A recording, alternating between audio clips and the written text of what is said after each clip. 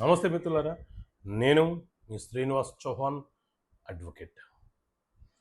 మొదటి భార్యకు హక్కులు వర్సెస్ రెండవ భార్యకు హక్కులు. సో మిత్రులారా, మన దేశంలో హిందూ మ్యారేజ్ యాక్ట్ 1956 అనే చట్టం అమలు ఉన్నది. ఈ చట్టం ప్రకారంగా హిందువులు ఒక్క వివాహం మాత్రమే చేసుకోవాలి. రెండో వివాహం అనేది చట్ట విరుద్ధము.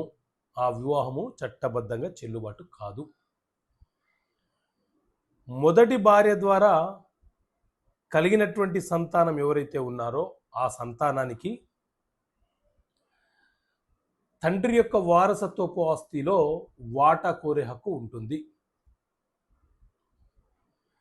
తండ్రి కష్టార్జితమైనటువంటి ఆస్తి ఉంటే ఆ సంతానానికి ఆ ఆస్తుల మీద తండ్రి ఇస్తేనే తీసుకోవాలి తప్ప బలవంతంగా వాటా కావాలని అడిగే హక్కు వారసులకు, కొడుకులకైనా కుమార్తెలకైనా ఉండదు. ఇది చట్టం చెప్తుంది.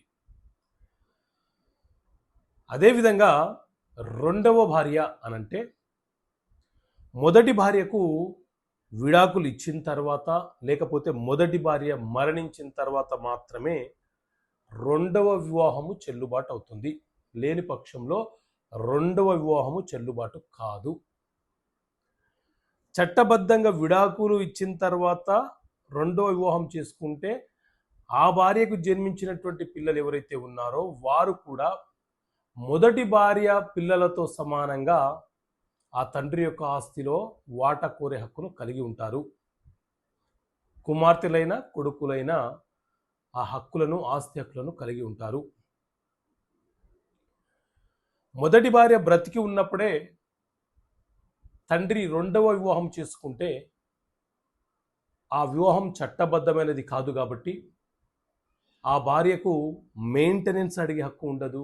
ఆ భార్య సాధారణంగా చట్ట ప్రకారంగా 498A లాంటి క్రిమినల్ కేసులు ఫైల్ చేయడానికి కూడా అవకాశం ఉండదు. ఇప్పుడు 85 ఆఫ్ బిఎన్ఎస్ అని పిలుస్తున్నారు. అలాంటి కేసులు ఫైల్ చేయడానికి కూడా అవకాశం ఉండదు. రెండవ వివాహం అనేది చట్టబద్ధతను కలిగి ఉండదు కాబట్టి ఆమెకు ఆస్తిలో వాటా కోరే హక్కు కూడా ఉండదు.